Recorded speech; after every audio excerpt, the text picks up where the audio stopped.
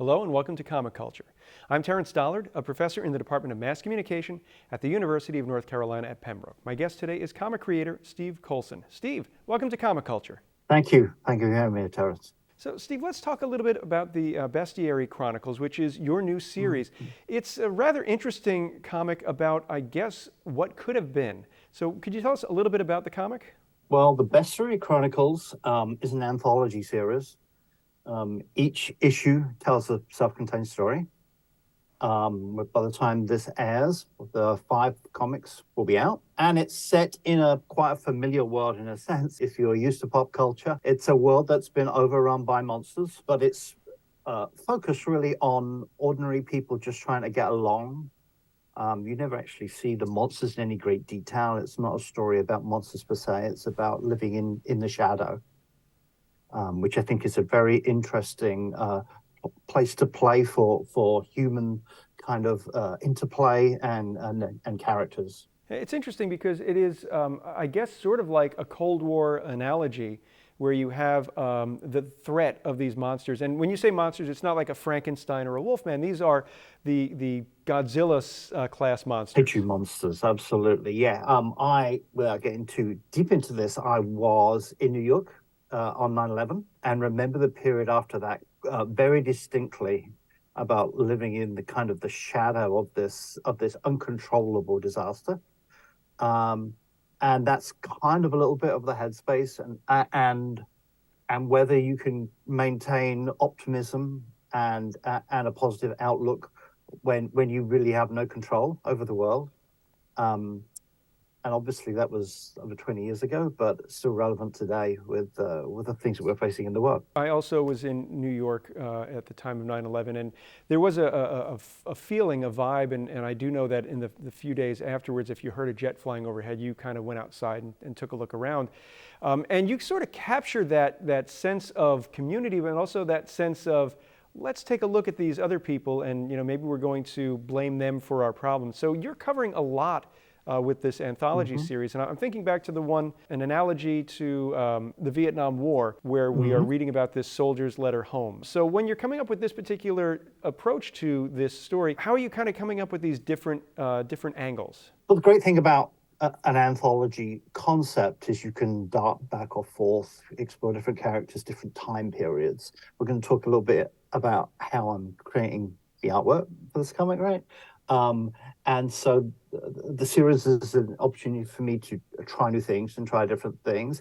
I think if there's any influence in the comics field that made me think about an anthology series, it was Astro City, which is not only a fantastic series, but that format allows you to build out a story world through discrete segments that are not necessarily linear or sequential, and slowly build a world and one small window at a time, which I think Astro City does really, really well. And story world building is part of my life, my career. Comics is a sideline for me almost. I spend the rest of my time creating transmedia immersive experiences for entertainment properties. Now, you mentioned the artwork in the Bestiary Chronicles. It is generated using AI technology. So can you talk about how you're able to create this? Because you've got different styles for each one of your books. And, you can kind of see there's something computer generated. I mean, maybe digital art, but not necessarily that this is AI generation. So how are you creating these fantastic images? Well, I became very interested in artificial image generation back in June or July when Midjourney opened itself up to the public, and there was this flowering explosion of people playing with this new technology on a consumer level. And I'm always interested in using new technologies to tell old stories. I think that's really important. I think that's one of the reasons why I'm telling, for all intents and purposes, a Godzilla kaiju story, because if you want to try something new, it's best to do it with, that phrase about tell new stories with old technology and old stories with new technology. So that's, when this presented itself, I said, well, maybe I can explore the potential of AI image generation to tell sequential stories, which is quite a leap because if anybody here has tried, Midjourney or Stable Diffusion or any of those online apps, it's great at individual images. I don't know if great is the right word, but it's fascinating with individual images. But obviously, a comic is a different animal. It's a sequential story with the unique consistency across. So that was the challenge I set myself. And you're right that the style changes every issue. It's because every issue takes me about 4 to 5 weeks. And that's how fast this technology is changing. By the time I get to the end of an issue, technology is upgraded to such an extent that the next issue can explore it in a different way. And that's the really exciting time I think we're living in. That, every 4 or 5 weeks is a massive generation enhancement. And so each of my issues, each of the stories is guided a little bit by what is possible, what I think I can do to kind of push the barriers, push the edges of the technology as much as possible. And then by the time that issue is finished, then the next generation comes along and I go, oh, now it's possible. Now what can I do? It's fascinating because you said you started this in June of 2022, which is less than a year from the date that we're recording. So this is a rapidly advancing technology, a new technology. So as sort of this one of these early adapters, how are you able to kind of figure out the software and then find a way to make it work for you, and then every update make sure that you're able to take advantage of it? Well, I'm a great believer in learning by doing, not by and diving straight in. One of the downsides almost of this technology is if you can't plan too far ahead. But we are recording this somewhat in advance. I think I said to you before we were out now, my goodness, everything will have changed by the time this comes out. And it really is. If you have at the moment with this technology, if you have a project that's more than 5 to 6 weeks from beginning to end, the technology will have changed before you get to the end of the project. So that forces you to kind of dive straight in, and almost changes the way you write a comic. And how you generate the artwork. I'm using the word artwork very carefully here because there's a question of whether it is art or what is this new thing. And the other thing I think that really at the start of this series is that I knew this was this new technology presented some challenges especially for the comics industry. And I'm a long time comic fan. As you can see my walls have a comic art on. I'm a geek like you. So the story is about a monster that's created through human meddling. In my case, in the Keiju's cases, through the atomic explosion on Bikini Atoll. And once that monster is released, if there's a way of putting that back into the bottle, how do you coexist with that? So there's kind of a metaphor in my comics that really talk about the technology that's being used to create the stories themselves. You bring up another great point about AI artwork is there is a controversy. And I know that a number of traditional artists take umbrage to people using AI because in some cases it's pulling examples of their work off of the internet and using that to, I guess, create this new amalgamation as people are, using, I guess, prompts in their software. So, as you are creating your artwork, and again, using your caveat that, it is a contentious term, how do you sort of come up with the style that you want without necessarily, stepping on the toes of the traditional artists? That's a good question. And I do it, certainly a lot of my comic art. Sometimes you can, with these image generation systems, reference one or multiple artists in your prompts, try and get their style. I've achieved most of my artwork by not doing that. But I would be foolish to say that every comic I've ever read has influenced what I'm doing. And all my favorite, not just designers, not just graphic artists, but writers as well. I'm really influenced by this. Every one of my comics channels, Tom King and Ed Brubaker, and some of those really great, fantastic pop writers. So all art stands on the shoulders of those that came before. I'm not using that to excuse the practices of some of the companies and whether they have stolen art. It's a bit difficult. It's a challenging and complex subject, and it's easy to have a knee-jerk reaction. One of the I can absolutely understand why a comic artist might be incensed when they find that their art is in a database that the machine has been trained on. Now, these machines train on billions of images. So in a sense, although it's not every image ever created, you could make an argument that they're training on everything, everywhere, all at once. And then you start to say, well, if a child goes into a library and learns to read by looking at the books, is the child stealing the author's words? I'm not sure. So I think this will continue to play out ethically in the courts. That doesn't mean that you shouldn't stop necessarily experimenting with the new technology. I am old enough to have worked at an ad agency when they had manual typographers and paste up guys and people doing all manner of things that computers came along and just wiped out. And I think even now, in comics industry specifically, there were those guys that did the color guides, and there were a lot of letterers, and people came into the ink studio and spotted the blacks as an apprentice, all of which most of that is now all done, and I know there are letterers still within comics, but you can use drop-down menu and a set of fonts from, Comicraft, then you start to see that encroaching. And I think this is just another facet of that, of the rise of technology, and how it impacts certain industries. And I do think comic art will be one of those industries it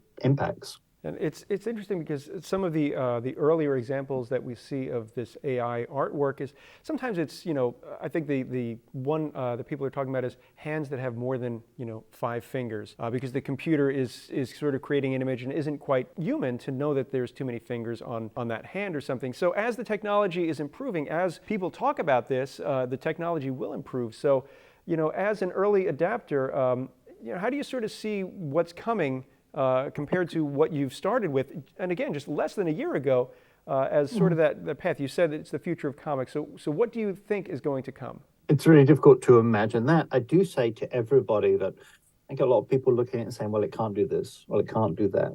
And my response is always, and this is the worst it will ever be. Today, looking at it, it's the worst it will ever be. I had a friend, I remember, who showed me one of the first digital cameras, and it was just like this postage stamp size image. I looked at it and I said, oh, people will always want film. I couldn't imagine a world in which the Kodak didn't exist. And that, everybody had a camera in their pocket, but now we just take that for granted. So you're right, the technology can't draw hands, it can't do this, and it can't do dynamic motion. And well, all those things will change quicker than we can imagine, I think. It's interesting, my comics, each one is almost a reaction to that. I did the first one, and people complained that the images weren't very crisp. So the second one, you'll see a remarkable upgrade in the image quality. But then I would say, well, you're not really using the same character in every scene.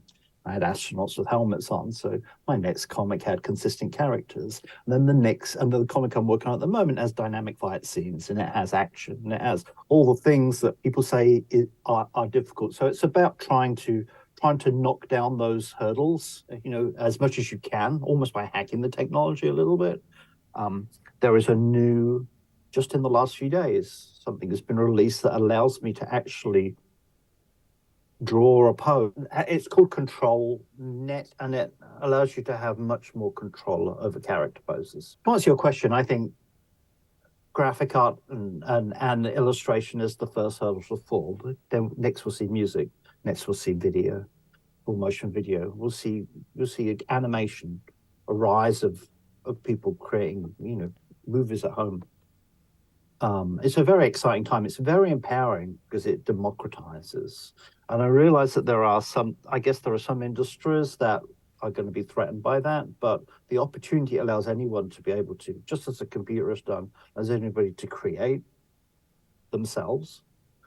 That's really exciting. Those of us who are watching this revolution, I guess, this AI revolution in art, uh, those who are pointing out the mistakes are sort of like the beta testers in a way. They're giving the programmers something new to look back and correct. So I guess it is sort of this inevitable tide where we know something's going to come. And although it's there, I suppose the fact that I can still go to the store and buy some paper and some pens. I can do comics the old-fashioned way if I choose to, but there will be people who choose to use AI, and that's just, I guess, the way it's going. You remember the time when people said web comics? No, we won't allow web comics. And Photoshop? No, that's not really an illustration. And I'm sure going back, all the portrait painters said photography? No. So there are always, with every revolution, and that there is a changing process. But if you can adapt to it, I do think that comic artists who hone their craft traditionally, if they embrace this technology and use it in their workflow, they would be the masters. Change is hard. I can absolutely see a world in where backgrounds are generated by artificial intelligence, spaceships, just things that take a lot of time and effort, almost like an art studio that creates those pieces for you, so an artist can focus on character and storytelling. Let's talk storytelling, because you made the point earlier, and I did want to get back to it, about consistency in character design. And I'm imagining on a page that may have 6 or 7 different panels, you've got to be very precise in the way that you deal with the AI generator to make sure that the character on panel 1 looks the same on panel 3 and panel 4, even if you change the camera angle and it's not, a profile looking left, it's a, head-on shot and it's a profile looking right. So how do you sort of make sure that there's that consistency from panel to panel? That's the technology that is advancing. When I started these comics, the only way to achieve consistency from character to character was either through lots of post-processing, Photoshop, or to have a description that generated the same character. One of the early ways of doing that was to use celebrities. So the computer knows how to draw, Idris Elba.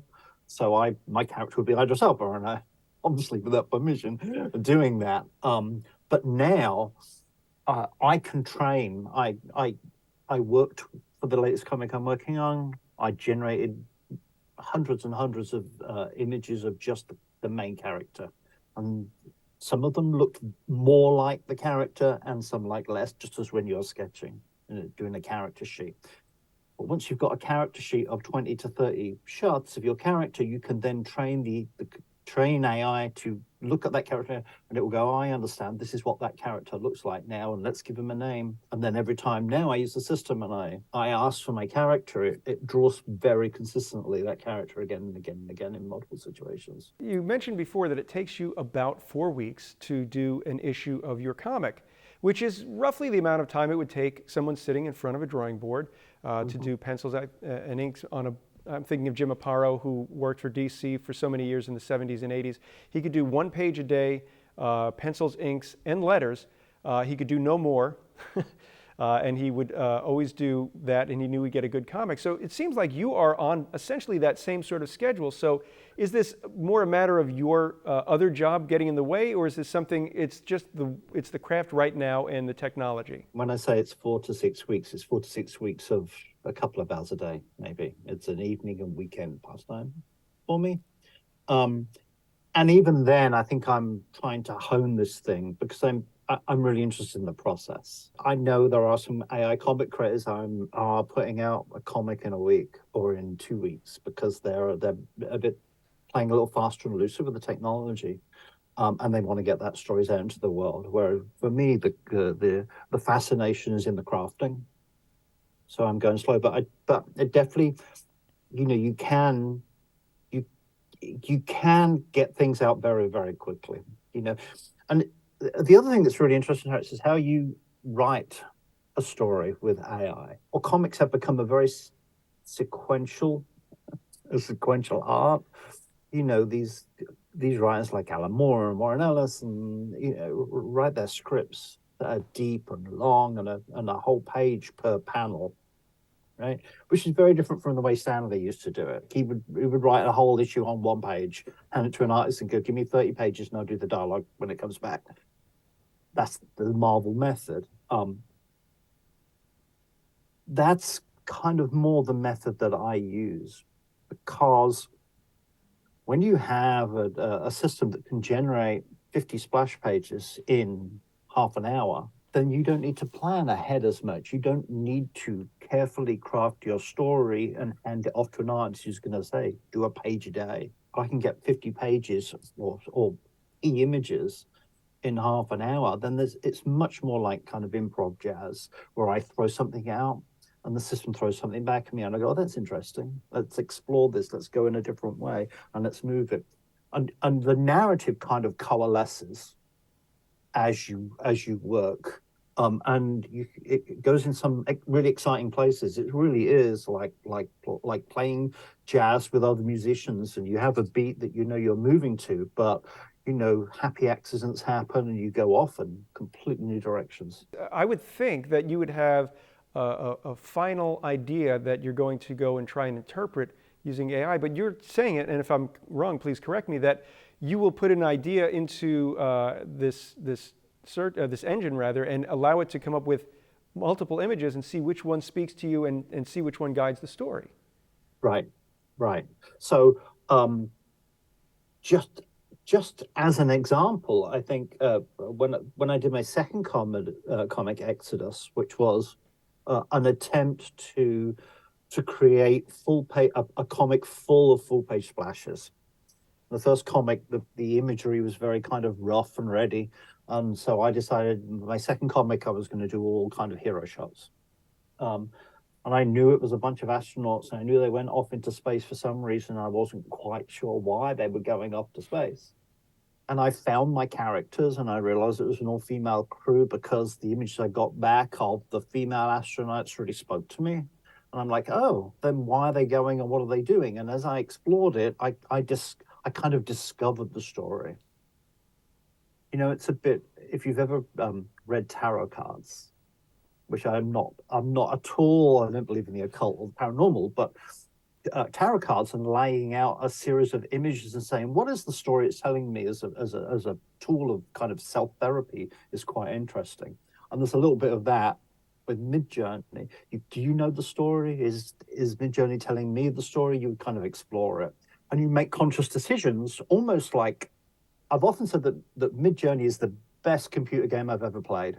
So it's like Dungeons and Dragons, because it takes me in a direction I go in nowhere and takes me there and it goes there. So it's a little bit more. It kind of unfolds. The story unfolds before you as you work on the imagery.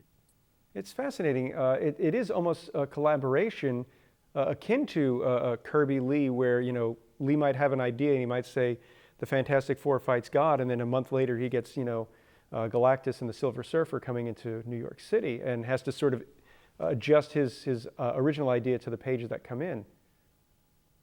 And it's been very difficult to do that with comics because, as you say, it takes so much time and so much skill to draw a panel and a series of panels. There is no room for experimentation at a whim, or unless you have 100 eyes there all drawing your panels, right?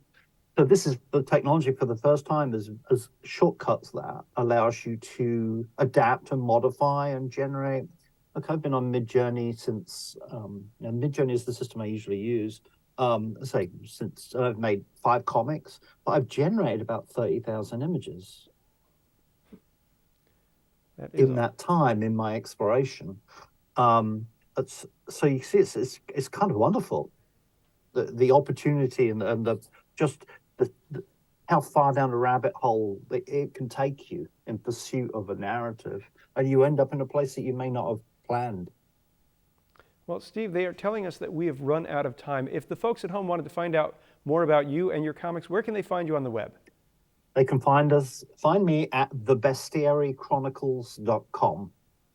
All my comics are for free. So please go ahead, download them.